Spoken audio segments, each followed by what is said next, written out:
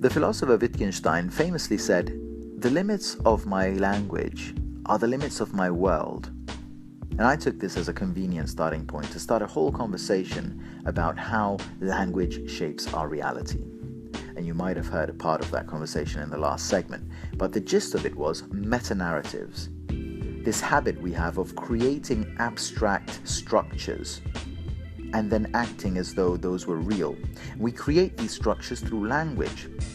Some of them are money, the economy, religion, nations, governments, limited liability companies. These are not real, tangible things. They are creations of language. How do you know that? Well, think of a company. You knock down the HQ building, the company keeps on going. You dissolve a company or create it by signing a contract, which shows you that it's a creation of language, literally words on a piece of paper. Yet we dedicate our whole lives to these abstract structures, these meta-narratives. We live as though they were real. So that's one instance, a very important one, of how language molds our reality. But Josh from Colorado, he was listening to the show and he got in touch with me with an extra interesting instance of language shaping the way we think. So he sent me a documentary about this tribe in Africa, in Namibia. They're called the Hiba tribe, and they don't have a word for the color we call blue. And that is interesting because they also can't tell the difference between blue and other colors. So they did those kind of optical tests on computers where they showed them different colors, and they couldn't tell blue apart from green, something that seems obvious to us.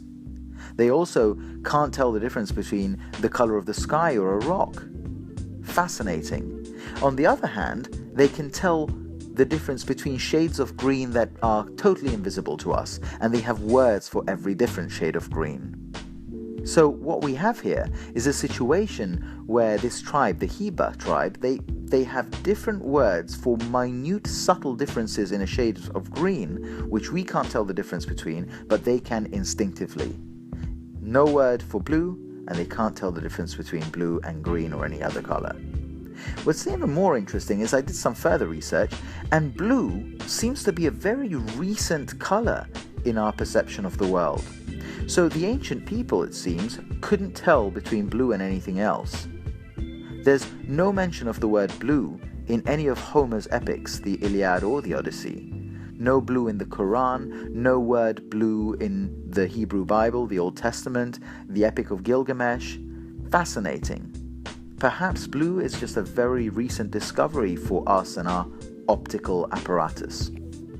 But keep listening, because there's more that Josh told me about various studies they did on the intersection between language and our perception of reality, and specifically colors in this case.